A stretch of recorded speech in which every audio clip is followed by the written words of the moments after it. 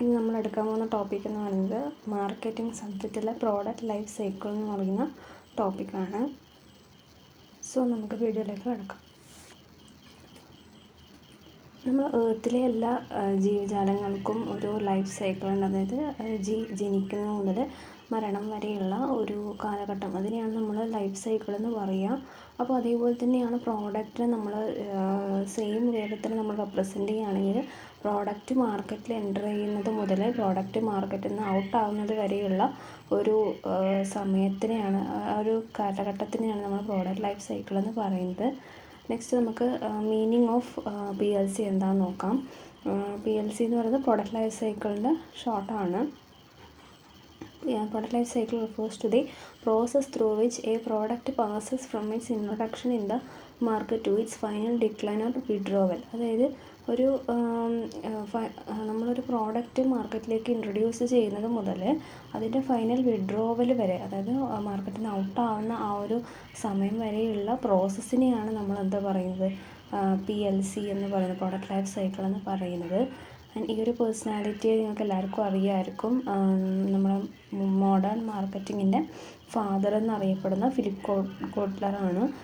Is the father of modern marketing. So ഇദ്ദേഹം നമ്മുടെ PLCനെ കുറിച്ച് എന്താണ് പറഞ്ഞത് നമുക്ക് നോക്കാം. According to Philip Kotler, product life cycle is an attempt to recognise distinct stages in the sales history of product. അതായത് ഒരു പ്രോഡക്റ്റിൻ്റെ സെയിൽസ് ഹിസ്റ്ററിയിലുള്ള സ്റ്റേജസ്, അതായത് ഒരു പ്രോഡക്റ്റ് സെയിൽ ചെയ്യുന്നതിന് മുന്നേ പ്രോഡക്റ്റിൻ്റെ പ്രൊഡക്ഷൻ, അതുപോലെ തന്നെ അതിൻ്റെ മാർക്കറ്റിലേക്കുള്ള എൻട്രി, അങ്ങനത്തെ കാര്യങ്ങളൊക്കെയുള്ള ഒരു അതിനെയാണ് സെയിൽസ് ഹിസ്റ്ററി എന്ന് പറയുന്നത്. സോ ആ സെയിൽസ് ഹിസ്റ്ററിയുടെ സ്റ്റേജസ് റെക്കഗ്നൈസ് ചെയ്ത് അതിനെ വേർതിരിച്ച് മനസ്സിലാക്കി അതിനെ റെക്കഗ്നൈസ് ചെയ്യുന്നതിനെയാണ് പ്രോഡക്റ്റ് ലൈഫ് സൈക്കിൾ എന്ന് അദ്ദേഹത്തിൻ്റെ മാർക്കറ്റിംഗ് മാനേജ്മെൻറ്റ് എന്ന് പറയുന്ന ബുക്കിൽ അദ്ദേഹം മെൻഷൻ ചെയ്തിട്ടുണ്ട്.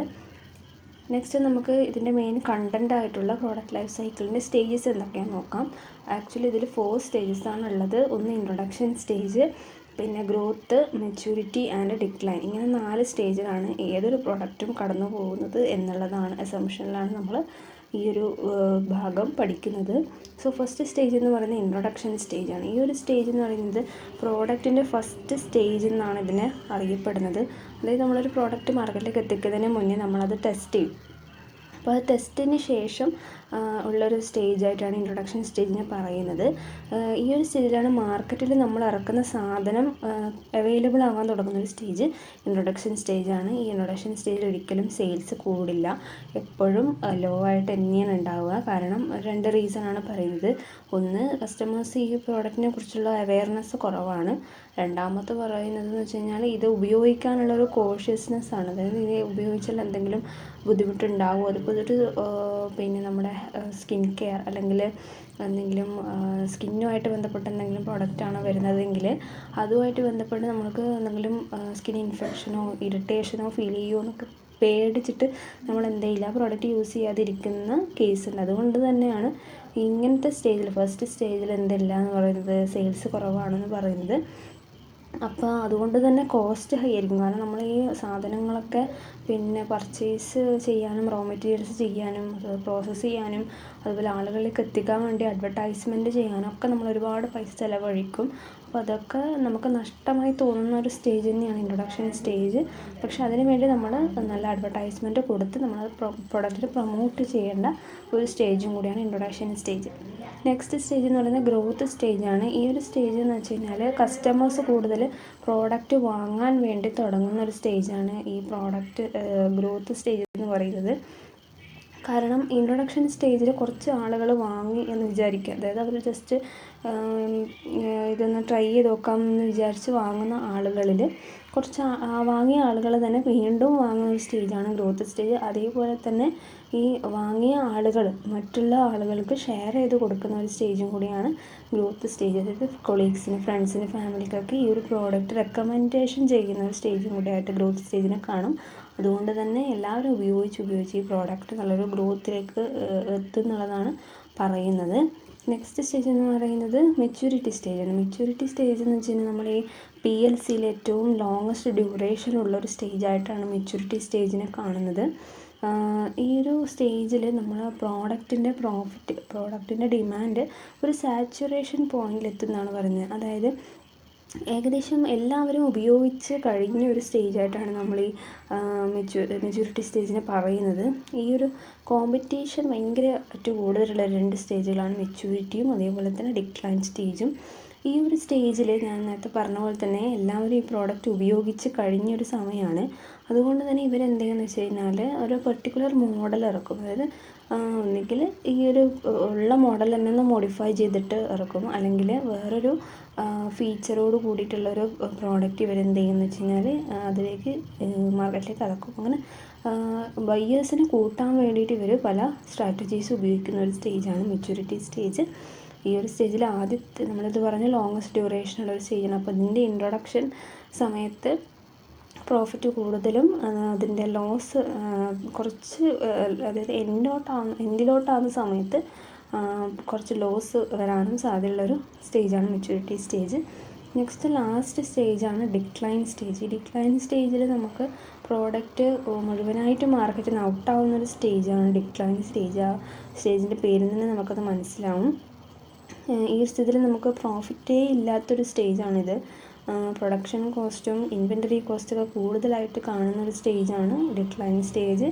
കോമ്പറ്റീഷൻ ഭയങ്കര സിവിയറായിരിക്കും. കസ്റ്റമേഴ്സ് പുതിയ സാധനങ്ങൾക്ക് വേണ്ടി മാറുമ്പോൾ നമ്മുടെ പ്രോഡക്റ്റ് ബാക്കൗട്ട് ആവുന്നു. പിന്നെ ചിലപ്പോൾ ടെക്നോളജിക്കൽ ഡെവലപ്മെൻറ്റ് വന്നിട്ടും നമ്മുടെ പ്രോഡക്റ്റിന് ഒരു ചേഞ്ചും ഇല്ലാതെ നിൽക്കുമ്പോഴും ഇവരെന്ത് ചെയ്യുമെന്ന് വെച്ച് കഴിഞ്ഞാൽ മാർക്കറ്റിൽ നിന്ന് ഔട്ടാവും. പിന്നെ ടേസ്റ്റ് മാറും, അത് കസ്റ്റമേഴ്സിൻ്റെ ടേസ്റ്റ് മാറുന്ന സമയത്തും മാർക്കറ്റിൽ നിന്ന് നമ്മൾ ഔട്ടാവാൻ സാധ്യതയുണ്ട്.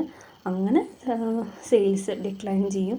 അപ്പം ഗ്രാജുവലി നമ്മുടെ പ്രോഡക്റ്റ് മാർക്കറ്റിൽ നിന്ന് ഔട്ടാവുകയാണ് ചെയ്യുക. നെക്സ്റ്റ് നിങ്ങൾ കാണുന്നത് ഒരു ട്രഡീഷണൽ പ്രോഡക്റ്റ് ലൈഫ് സൈക്കിളിൻ്റെ ഒരു ഗ്രാഫാണ്, പിക്ചറിക്കൽ റെപ്രസെൻറ്റേഷനാണ്. ഇവിടെ നിങ്ങൾക്ക് എക്സ് ആക്സിസിൽ ടൈമും വൈ ആക്സിസിൽ പ്രോഡക്റ്റ് സെയിൽസ് എന്നാണ് കാണുന്നത്. ഇൻട്രൊഡക്ഷൻ സ്റ്റേജ് നിങ്ങൾ നോക്കുകയാണെങ്കിൽ സ്റ്റാർട്ടിങ് ടൈമിൽ പ്രോഡക്റ്റിൻ്റെ സെയിൽസ് വളരെ കുറവാണ്. ദെൻ ഗ്രോത്ത് സ്റ്റേജ് ആകുമ്പോൾ കുറച്ച് ഗ്രോത്ത് കാണുന്നുണ്ട് as compared to introduction. And then maturity stage ആകുമ്പോൾ നിങ്ങൾ കാണുന്നുണ്ടാവും ഒരു സ്ലോപ്പ്, വലിയൊരു കയറ്റം കയറി സ്ലോപ്പിന് മുന്നേ ഒരു ചെറിയൊരു ഒപ്റ്റിമം ലെവൽ കാണുന്നുണ്ടാവും. അതാണ് മെച്യൂരിറ്റി ലെവൽ. കുറച്ച് ലോങ്ങസ്റ്റ് ഡ്യൂറേഷൻ ഉള്ളതുകൊണ്ടാണ് അങ്ങനെ കാണുന്നത്. ഡിക്ലൈൻ എന്ന് പറയുന്നത് പ്രൊഡക്റ്റിൻ്റെ സെയിൽസ് ജസ്റ്റ് ഇങ്ങനെ താഴോട്ടേക്ക് വരികയാണ്, ഡിക്ലൈൻ ചെയ്യുകയാണ്.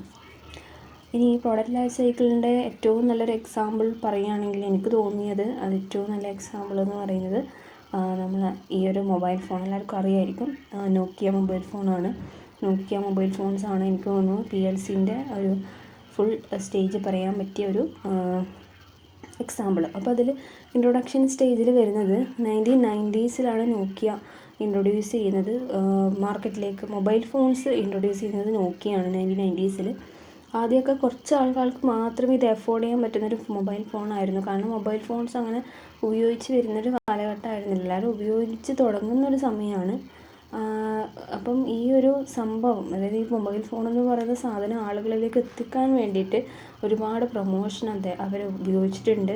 കാരണം ഇത് ഉപയോഗിക്കാൻ അറിഞ്ഞാൽ ഈസി ടു യൂസ് ഡിവൈസ് ആണെന്ന് അറിയിക്കാൻ വേണ്ടിയിട്ട്.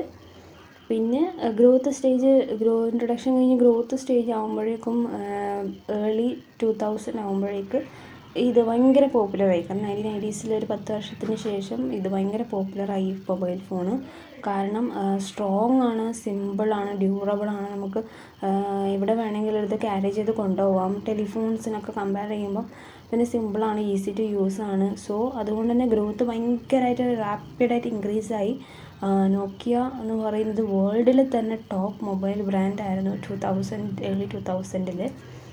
നെക്സ്റ്റ് മെച്യൂരിറ്റി സ്റ്റേജ് ആകുമ്പോഴേക്ക് ഇവർ എന്താ ചെയ്തതെന്ന് വെച്ച് കഴിഞ്ഞാൽ നമ്മൾ നേരത്തെ ഡിസ്കസ് ചെയ്തിട്ടുണ്ടായിരുന്നു, ഉള്ള മോഡലിൻ്റെ വേറെ ടൈപ്പ് അല്ലെങ്കിൽ ഉള്ള പ്രോഡക്റ്റിൻ്റെ എന്തെങ്കിലും ഫീച്ചേഴ്സ് ആഡ് ഓൺ ചെയ്തിട്ട് പുതിയ പ്രോഡക്റ്റുകൾ മാർക്കറ്റിലേക്ക് ഇറക്കും. കാരണം മാർക്കറ്റ് പിടിച്ചടക്കാൻ വേണ്ടി തന്നെ.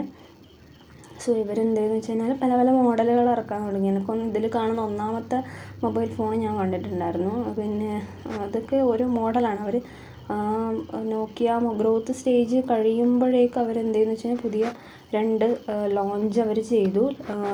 1100 ആൻഡ് 6600 എന്ന് പറയുന്നത് 2 മോഡൽസ് അവർ ലോഞ്ച് ചെയ്തു. കാരണം സെയിൽസ് സ്റ്റേബിൾ ആവാൻ വേണ്ടിയിട്ടാണ്. പിന്നെ ആ ഒരു ബ്രാൻഡിൻ്റെ ആ ഒരു ഇൻട്രസ്റ്റ് ജനങ്ങളിൽ കീപ്പ് ചെയ്യാനും കൂടി വേണ്ടിയിട്ട് പിന്നെ നോക്കിയ ശ്രമിച്ചു. അതാണ് ഇപ്പോൾ ആ സമയത്തൊക്കെ നോക്കിയ എല്ലാവരുടെ കയ്യിലും ഉണ്ട് ഈ മെച്യൂരിറ്റി സ്റ്റേജൊക്കെ ആകുമ്പോഴേക്ക്. പിന്നെ ഡിക്ലൈൻ സ്റ്റേജ് നമുക്ക് അറിയാം. സ്മാർട്ട് ഫോൺസ് വന്ന സമയത്താണെങ്കിൽ ഇവരെന്ത് ചെയ്തില്ല, ആൻഡ്രോയിഡ് ട്രെൻഡ് ഇവർ ഉപയോഗിച്ചില്ല. അതുകൊണ്ട് തന്നെയാണ് നോക്കിയ ഔട്ടാകുന്നത്. അപ്പോൾ സാംസങ് ഗാലക്സി, സാംസങ്, ഐഫോൺ എന്ന് പറയുന്നൊക്കെ ബ്രാൻഡുകൾ, സ്മാർട്ട് ഫോണുകൾ, ടച്ച് ഫോണുകളൊക്കെ വന്നപ്പോൾ ഇവരുടെ സെയിൽസ് താനേ കുറഞ്ഞു തുടങ്ങി. പക്ഷെ എന്നാൽ ഇപ്പോഴൊക്കെ ആളുകളുടെ ഇടയിലൊക്കെ നോക്കിയ ഫോൺ കാണാം. ബട്ട് സ്റ്റിൽ അവരുടെ മാർക്കറ്റ് ഫുള്ളായിട്ട് ഡൗൺ ആയി. കാരണം സ്മാർട്ട് ഫോൺസ് ആണ് ഇപ്പം. അതാണ് നമ്മൾ നേരത്തെ പറയുന്നത്, ടെക്നോളജി അഡാപ്ഷൻ ചെയ്തില്ലെങ്കിൽ നമ്മളെ മാർക്കറ്റിൽ നമ്മൾ ഔട്ടായി പോകുന്നുള്ളത്. അപ്പോൾ എന്താ പറയുന്നത്, company fail to keep up the Android trend leading to an sharp decline in the popularity and sales. അപ്പോൾ പോപ്പുലാരിറ്റിയിലും സെയിൽസിലൊക്കെ ഭയങ്കര ഡിക്ലൈൻ വരാൻ കാരണം തന്നെ ഈ ആൻഡ്രോയിഡ് ട്രെൻഡ് അവർ ഫോളോ ചെയ്തില്ല എന്നുള്ളത് കൊണ്ടാണ്. അപ്പോൾ ഇത്രയാണ് നമുക്ക് നോക്കിയ ഫോൺസിനെ കുറിച്ച് പറയാനുള്ളത്. സോ നെക്സ്റ്റ് നമ്മൾ നോക്കാൻ പോകുന്നത് അസംഷൻസ് ആണ്. കാരണം എന്തൊക്കെ അസംഷൻസ് ആണ് PLCയിലുള്ളത്. സോ കോട്ട്ലർ പറയുന്നത്, നമ്മുടെ ഫിലിപ്പ് കോട്ട്ലർ പറയുന്നത്, ചില അസംഷൻസിൻ്റെ ബേസിലാണ് ഈ പ്രോഡക്റ്റ് ലൈഫ് സൈക്കിൾ എന്ന് പറയുന്ന കോൺസെപ്റ്റ് പോകുന്നത്. അത് ഏതൊക്കെയാണ്? അതിലൊന്നാമത്തെയാണ് product have a limited life. പ്രോഡക്ട്സിന് ലിമിറ്റഡ് ലൈഫ് മാത്രമേ ഉള്ളൂ എന്ന് പറയുന്നുണ്ട്. പിന്നെ sales of products pass through distinct stages each posing different challenges to seller. അതായത് പ്രോഡക്റ്റ് സെയിലാവുന്നതിന് മുന്നേ സ്റ്റേജസാണ് നമ്മൾ പറഞ്ഞുകൊണ്ടിരുന്നത്. അപ്പോൾ ആ ഏത് സ്റ്റേജസിലേക്ക് പോയാലും അത് സെല്ലറിന് പലതരത്തിലുള്ള ചലഞ്ചസ് ഉണ്ടാവും എന്നുള്ളതാണ്. പിന്നെ പ്രോഫിറ്റ് കൂടാം കുറയാം എല്ലാ സ്റ്റേജിലും. പിന്നെ ഈ ലൈഫ് സൈക്കിളിൽ നമ്മളെ സെല്ലർ പല സ്ട്രാറ്റജീസ് ഉപയോഗിച്ചിട്ട് പ്രോഡക്റ്റ്സിന് മാർക്കറ്റിലേക്ക് സ്റ്റേബിളായിട്ട് എത്തിക്കേണ്ടി വരും എന്നുള്ള 4 അസംഷൻസാണ് കോട്ട്ലർ പറയുന്നത്. സോ ഈ വീഡിയോയിൽ നമ്മൾ ഡിസ്കസ് ചെയ്തത് PLCയുടെ മീനിങ്, പിന്നെ കോട്ട്ലറിൻ്റെ ഒരു ഡെഫിനിഷൻ, ദെൻ മാർക്കറ്റിംഗ് മാനേജ്മെൻറ്റിലെ ഒരു ഡെഫിനിഷനാണ്, പിന്നെ സ്റ്റേജസ് തന്നെയാണ് പറഞ്ഞത്, കോൺസെപ്റ്റ്. ദെൻ നല്ലൊരു ബെസ്റ്റ് എക്സാമ്പിൾ നമ്മൾ ഡിസ്കസ് ചെയ്തു. പിന്നെ അസംഷൻസും പറഞ്ഞുകൊണ്ട് ഈ വീഡിയോ നിർത്തുകയാണ്. Thank you.